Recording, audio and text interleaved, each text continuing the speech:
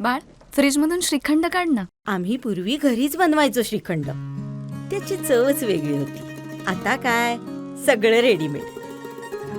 आजी, हे श्रीखंड खाऊन बघ. आज तुझ्या आईनं घरीच बनवलं की काय? हे आहे गोकुळचं श्रीखंड. अगदी जिभेवर रेंगाळणार. जिभेवरच नाही तर मनावरही रेंगाळणार. गोकुळ श्रीखंड, मनावर रेंगाळणार.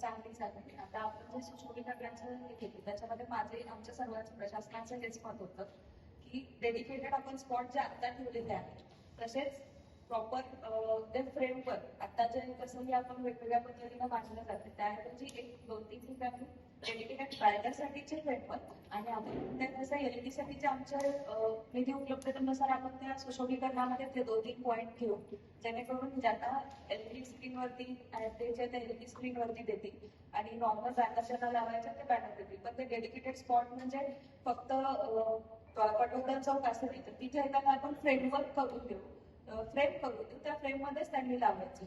आणि दुसरी गोष्ट म्हणजे मला सर्व पक्षांना विनंती करायची आहे दोन्हीचे सेनाधारी विरोधी किंवा आता मनसे असतील आपल्या शहरातील इतर पक्ष आपल्या निमित्ताने की आमच्याकडे बॅनर परमिशन ऑनलाईन दिली जाते त्याच्यामध्ये QR कोड जनरेट होतो तो QR कोड आपल्या बॅनरवरती असणं अपेक्षित आहे हायकोर्टच्या आणि सुप्रीम कोर्टच्या गाईडलाईननुसार.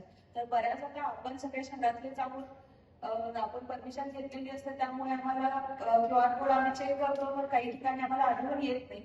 तर आता आपण ठाण्यातली घटना बघितलीच आहे आणि आम्ही 2-3 ठिकाणी आता रिसेंटली घटना घडलेल्या आहेत त्यानुसार वेगवेगळे ऍडव्हायझरी आलेले आहेत. आम्ही आपल्या सर्व पक्षांना मला वाटतं इलेक्शनच्या आधी आम्ही सर्वांना पत्र दिलेली आहे तर तुम्ही जर परमिशन घेता त्या परमिशन घेतल्यानंतर आमच्याकडून जो QR कोड आहे तो आपल्या बॅनरवरती प्रिंट केलेला असावा अशी आमची विनंती आहे. कारण जर आता इथून पुढे जर प्रिंट बॅनरवरती QR कोड नसेल तर आम्हाला ते काढून टाकावे लागतील. सर्वांचे विषय आम्हाला रिस्पेक्ट आहे तुम्ही पैसे भरताय सगळी गोष्ट पण QR कोड नसतील तर आम्हाला ते काढून टाकावे लागतील.